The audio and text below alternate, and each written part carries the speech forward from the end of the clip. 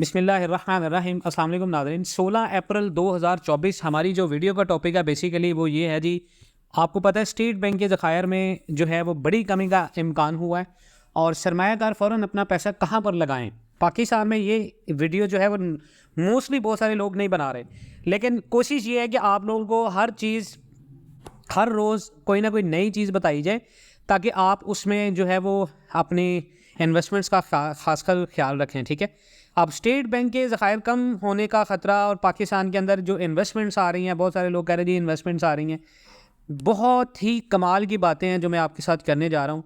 इन चीज़ों को गौर से समझिएगा अगर आपने इन्वेस्टमेंट करनी है। याद रखिएगा जी, सबसे पहले तो जुमेरात की रिपोर्ट पढ़े जी, मरकज़ी बैंक के स्टैट्स जारी हुए हैं।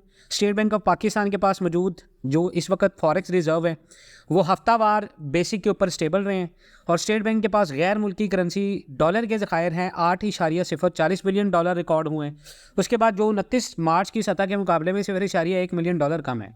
अब पाकिस्तान के पास मजमूई तौर पर गैर मुल्की करेंसी के ज़खायर बशमूल स्टेट बैंक ऑफ पाकिस्तान के अलावा दूसरे बैंकों का मौजूद खालिस ज़खायर पिछले एक हफ्ते में 62 मिलियन डॉलर ज़्यादा हुए हैं जो कि 13 बिलियन डॉलर हैं और बैंकों के पास मौजूद खालिस ज़खायर 5.40 बिलियन डॉलर रहे हैं।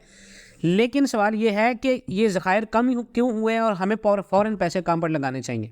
यहाँ ये बात काबिल ज़िक्र है जी, 12 अप्रैल 2024 को 1 बिलियन डॉलर पाकिस्तान के आलमी बॉन्ड की वापसी इस हफ्ते के स्टार्ट्स में ज़ाहिर नहीं हुई। मरकज़ी बैंक के पास मौजूदा ज़खायर मुमकिन तौर पर 7 बिलियन डॉलर के करीब है। पाकिस्तान को आने वाले हफ्तों में आलमी इदारे से 1 बिलियन डॉलर की आमद की तवक्को है।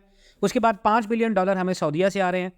एक और बड़ी पेशरफ्त है कि हमारी IMF के साथ नया मुआहदा होने जा रहा है। अब हमें अपना पैसा कहाँ पर लगाना चाहिए, क्या करेंसी में, क्योंकि डॉलर तो जो है वो कमज़ोर हो रहा है। उसके बाद क्या हमें बैंक में पैसे रखने चाहिए, शरह सूद बहुत ज़्यादा है। क्या हमें इंस्टॉलमेंट के ऊपर कोई चीज़ फ़ौरन खरीद लेनी चाहिए, कोई बड़े एसेट खरीद लेने चाहिए। महंगाई में शरह फीसद में बहुत ज़्यादा इजाफा हो रहा है, तो क्या हमें पैसा लगाना पर कहाँ चाहिए। गोल्ड में पैसे लगा दें, क्या गोल्ड में सेव इन्वेस्टमेंट है, या क्रिप्टो के अंदर हमें इन्वेस्टमेंट करनी है। क्रिप्टो इस वक्त बहुत ज़्यादा सस्ती हुई है, तो पैसा लगाना कहाँ पर चाहिए, ये सवाल है बेसिकली। यहाँ पर चैलेंजेस 2 से 3-4 हैं जो आपको यहाँ पर समझने की ज़रूरत है कि पाकिस्तान के अंदर जो सऊदीया की इन्वेस्टमेंट आ रही है वो हमने तब तक नहीं मानना। हम ये नहीं कह रहे कि हम मानेंगे नहीं, बिल्कुल सऊदीया 5 से 7 बिलियन डॉलर्स की इन्वेस्टमेंट करने जा रहा है, लेकिन यहाँ पर 7 से 5 बिलियन डॉलर्स के इन्वेस्टमेंट के बारे में आपको चीज़ें कुछ बता दूँ। एक तो बैरिक गोल्ड जो कि कैनेडियन एक कंपनी है जो कि पाकिस्तान के सूबा बलूचिस्तान में मौजूद जो हमारे रिकॉर्डिंग मनसूबे के ज़खायर हैं वहाँ पर इन्वेस्टमेंट हो रही है ये, और उस इन्वेस्टमेंट में 25% की जो सरमायाकारी है वो सऊदी अरब अपने पास लेके जा रहा है। चाइना भी लेके जा रहा है, सऊदी अरब भी लेके जा रहा है, 10% सूबा बलूचिस्तान को मिल रहा है। उससे तांबे और सोने के ज़खायर से पाकिस्तान की मैशत में बहुत बड़ा इनकलाब आएगा जो कि मुतवक्की है 10, 15, 20 साल के बाद। लेकिन वो इनकलाब तब आएगा जब रिफॉर्म्स और पॉलिसीज़ पाकिस्तान की कौम के मफाद में होंगी। हम हमेशा बात ये करते हैं कि डॉलर 250, 260 पर लाना मकसद नहीं है। डॉलर को 250, 60 पे आप 400 पे ले जाएं, लेकिन आप अपने मुल्क के अंदर इन्फ्लेशन को कंट्रोल करें। हमारे मुल्क के अंदर स्टेट बैंक के ज़खायर इतने ज़्यादा हैं, इतने कम हो गए, इन चीज़ों से पाकिस्तानियों को फ़र्क नहीं पड़ता। महंगाई बहुत ज़्यादा हो चुकी है, पैसा कहाँ पर लगाएं। देखिए जी, गोल्ड मार्केट के अंदर आपने अभी पाकिस्तान के अंदर जितने भी इन्वेस्टर्स हैं गोल्ड मार्केट के अंदर आपने रहना है। गोल्ड मार्केट के आपके अंदर इन्वेस्टमेंट होनी चाहिए।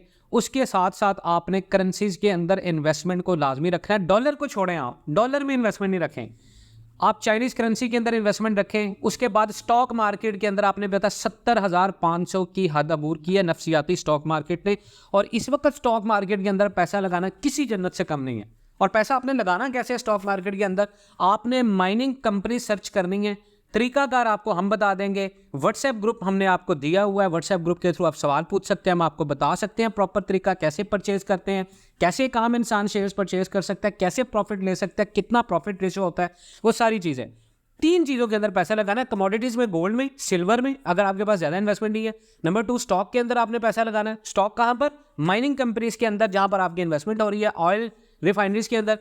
नंबर 3 आपने जो इन्वेस्टमेंट करनी है, आपने कोई भी रेंटल इन्वेस्टमेंट करनी है पाकिस्तान में। और रेंटल इन्वेस्टमेंट बहुत सारी हैं, कोई भी चीज़ जिसके बदले में आपको रेंट मिल रहा है आपने वो चीज़ देनी है। मिसाल के तौर पे बहुत सारे लोग कहते हैं सिर्फ प्रॉपर्टी का रेंट आता है, बिल्कुल ऐसा नहीं है सर। आप ऐसा कोई भी एसेट परचेज करें जो आपको रेंट दे रहा है अपनी डेप्रिसिएशन कॉस्ट इन्फ्लेशन को बीट करने के बाद। मिसाल के तौर पे आप कोई फोटोग्राफी का काम शुरू करते हैं तो फोटोग्राफी में आप कोई सर्विसेज दे रहे हैं तो वो सर्विसेज डेफिनेटली जब आप देंगे उसके बदले में आपको चार्ज करेंगे।